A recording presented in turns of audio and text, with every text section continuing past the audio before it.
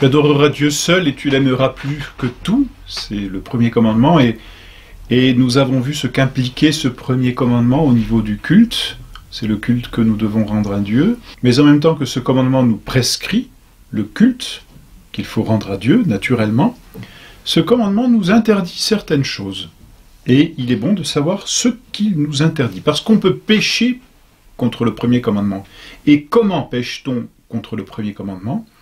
Ou par excès, quand on commet des actes qu'on appelle de superstition, ou bien par défaut, quand on commet des actes d'irréligion. Par excès tout d'abord, quand on commet des actes de superstition, c'est-à-dire quand on rend un culte à une fausse divinité, ou un culte qui n'est pas convenable au vrai Dieu. Alors, quand on rend un culte à une fausse divinité, il y a plusieurs, je dirais, plusieurs degrés, si l'on peut dire, enfin plusieurs façons de rendre un culte à une fausse divinité. Tout de suite, c'est vrai que le mot qui nous vient, c'est l'idolâtrie, n'est-ce pas? L'idolâtrie, c'est le culte rendu à une créature.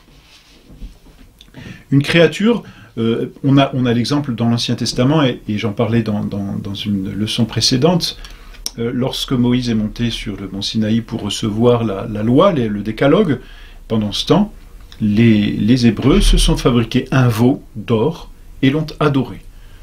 En fait, ce n'est pas Dieu qu'ils adoraient, c'est la créature. Voyez, et on appelle ça de l'idolâtrie. C'est le culte par lequel on rend finalement des hommages à quelque chose qui n'est pas Dieu. Et donc, non seulement c'est une bêtise, mais aussi c'est un acte contre Dieu, c'est un péché grave, bien sûr, c'est un péché mortel. Voilà, donc c'est vraiment le premier péché qui nous vient quand on parle de superstition. Mais on peut aussi rendre un culte ou un faux culte à Dieu ou un culte aux créatures d'une autre façon. Par exemple, par ce que l'on appelle la divination. La divination, c'est une invocation expresse ou tacite du démon. Donc on invoque le démon pour savoir des choses qu'on ne peut connaître par des moyens naturels. Donc il y a des choses que l'on ignore, que l'on ne peut pas connaître, et que l'on voudrait connaître, et donc on est obligé de prendre des moyens extraordinaires qui ne sont pas bons. Et on invoque, dans ce cas-là, le démon. D'une façon directe ou indirecte, c'est-à-dire c'est cela, d'une façon expresse ou d'une façon tacite. C'est ce que l'on appelle la divination. On cherche à connaître des choses divines qu'il ne nous appartient pas forcément de connaître.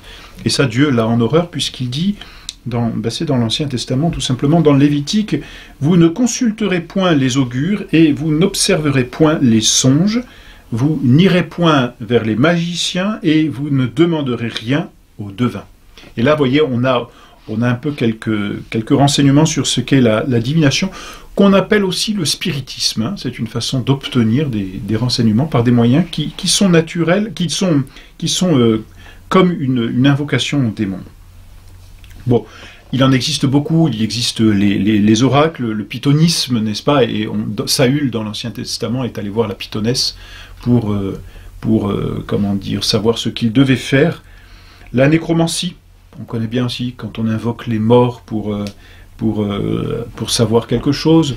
La cartomancie, vous voyez, on invoque les cartes, le tarot par exemple, pour connaître l'avenir ou pour connaître certaines choses. C'est complètement disproportionné en plus, il n'y a pas de lien entre la carte et puis l'avenir.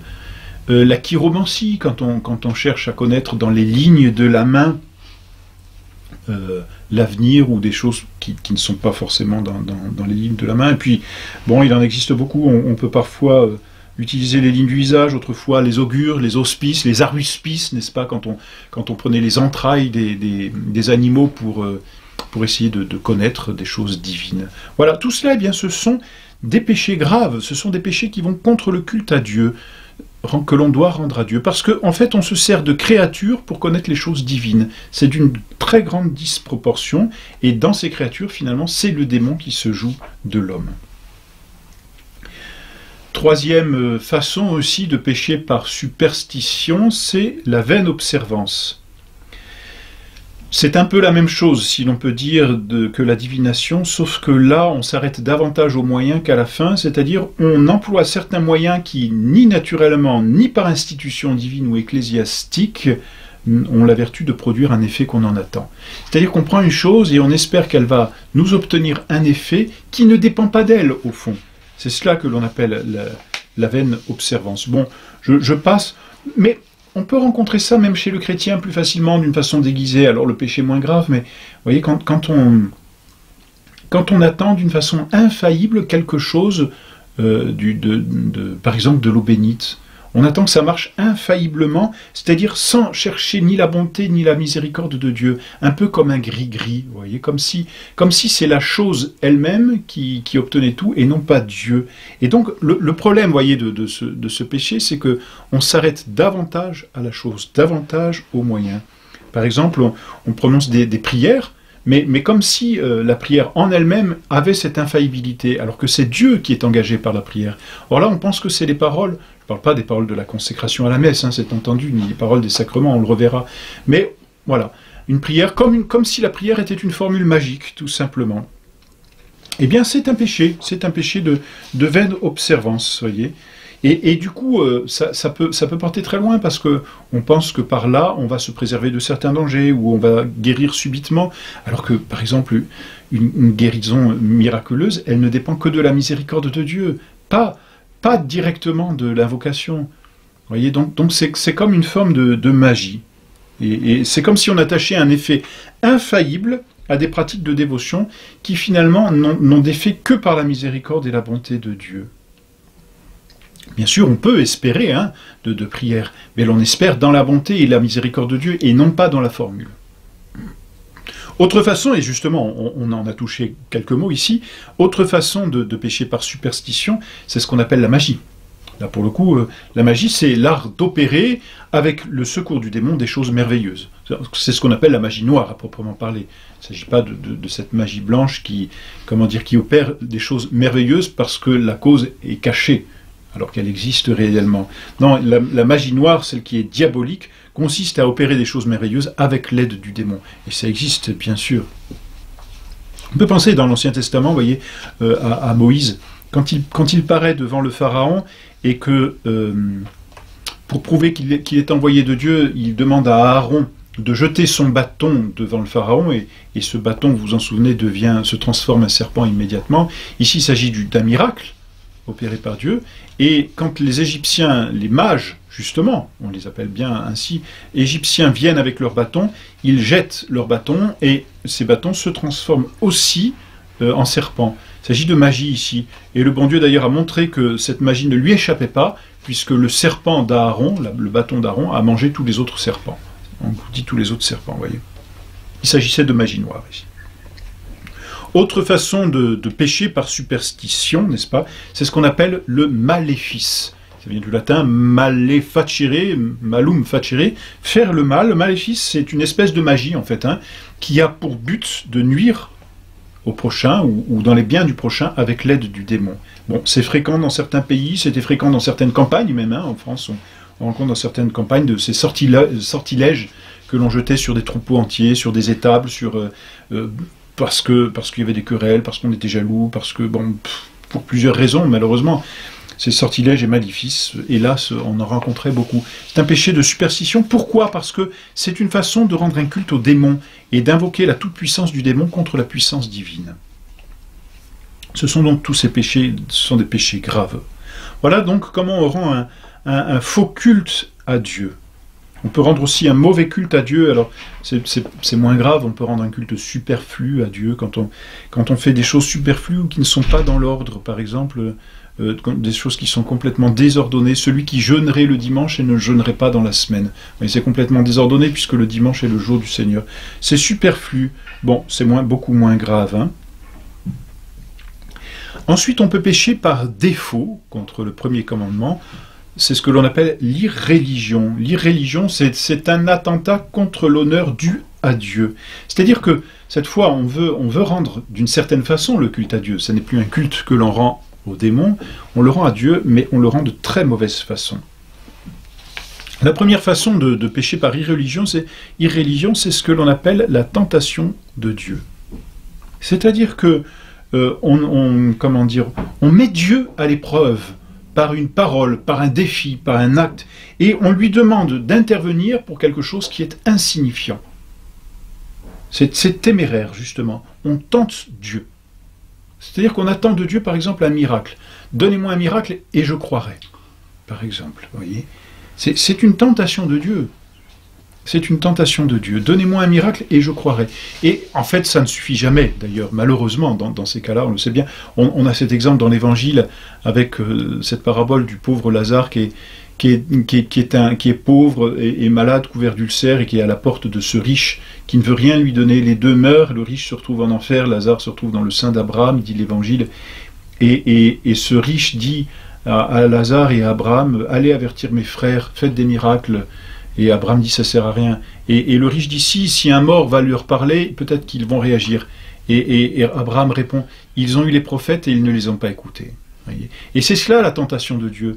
Comme si on avait besoin de plus encore. Bon, voyez, par exemple, on se met en danger grave de péché et en pensant qu'on aura quand même la grâce. Je me mets dans cette situation grave de péché, mais j'aurai la grâce. Tentation de Dieu, c'est un péché contre le premier commandement directement. Présomption en même temps, vous voyez, c'est un péché grave là pour le coup. Voilà comment on peut pécher par irréligion. On pêche encore par irréligion en commettant ce que l'on appelle un sacrilège. Un sacrilège, c'est quelque chose qui consiste à profaner une chose sacrée. Une chose sacrée, c'est-à-dire un lieu, une personne, un objet sacré, peu importe, quelque chose qui a été consacré à Dieu, et on l'utilise d'une façon profane. Profane, étymologiquement, ça veut dire ce qui est devant le temple, c'est-à-dire ce qui n'est pas sacré, ce qui n'appartient pas à Dieu. Et donc on utilise une chose qui appartient à Dieu comme si elle n'appartenait pas à Dieu. C'est comme si on retirait à Dieu ce qui lui appartient, en quelque sorte. Hein. Donc on prend ce qui est consacré au culte divin et on le profane, c'est cela. Par exemple, frapper un ecclésiastique. L'ecclésiastique, un prêtre, un évêque, c'est un homme qui est consacré à Dieu. Le frapper ou le traiter de façon irrévérencielle, c'est une profanation, dans le sens étymologique du terme. C'est un sacrilège personnel. Profaner une église, on va dans une église et on y fait des choses qui sont profanes. C'est une profanation. C'est un sacrilège, tout simplement, hélas. Sacrilège local, pour le coup. Voyez. Profaner aussi une chose, alors ça peut être les sacrements, profaner les sacrements, recevoir un sacrement en état de péché mortel, c'est une profanation, c'est un sacrilège. Parce qu'on le reçoit sans la dignité qui est due à ce sacrement, c'est Dieu. Celui qui communierait en état de péché mortel, profane la Sainte Eucharistie. C'est vulgaire, voyez, dans ce sens-là de profane, ça n'est plus sacré. Profanation des saintes images, par exemple, profanation des vases sacrés, hélas, comme ça se rencontre encore aujourd'hui, hélas, profanation de biens parfois ecclésiastiques. Bon, voilà tout ce qui est pour le sacrilège. On profane quelque chose qui est sacré. On ne rend plus à Dieu le culte qui lui est dû par ces choses-là. Et puis, autre façon, et dernière façon même de pécher par irréligion, c'est ce que l'on appelle la simonie. Alors simonie, ça vient de Simon le magicien, dans les Actes des Apôtres, au temps de Saint-Pierre. Il voyait Saint-Pierre et Saint-Jean donner le Saint-Esprit par l'imposition des mains, et il a voulu acheter ce pouvoir, voyez. Il a voulu échanger un bien temporel contre un bien spirituel. Il a voulu acheter le pouvoir de donner le Saint-Esprit. Et Saint-Pierre l'a repris vertement. Saint-Pierre lui dit ceci, c'est dans les Actes au chapitre 8, « Que ton argent périsse avec toi, parce que tu as estimé que le don de Dieu peut s'acquérir avec de l'argent. » Simonie. Simonie, donc, quand, par exemple, on veut acheter une absolution. On veut l'acheter. Simonie, tout simplement. Simonie, quand on veut acheter un sacrement. Simonie, quand on veut acheter un prêtre. Bon, voilà. Donc cette simonie, c'est vraiment la volonté délibérée d'acheter ou de vendre pour un prix temporel une chose spirituelle ou annexée au spirituel. Alors, autre chose, la simonie, autre chose, ce que l'on pourrait appeler le bienfait que l'on donne pour une chose qui a été accomplie. Il est permis à un prêtre de recevoir un honoraire de messe pour ou la peine, ou le mal, ou ce qu'il doit dépenser, à cette occasion-là. À l'occasion de la fonction qu'il remplisse. Mais on n'achète pas la messe. Voyez, on n'achète pas le prêtre. Il est permis de vendre des cierges, il est permis de vendre des choses. Bien sûr, on ne vend pas la bénédiction. Il n'est pas permis de vendre la bénédiction.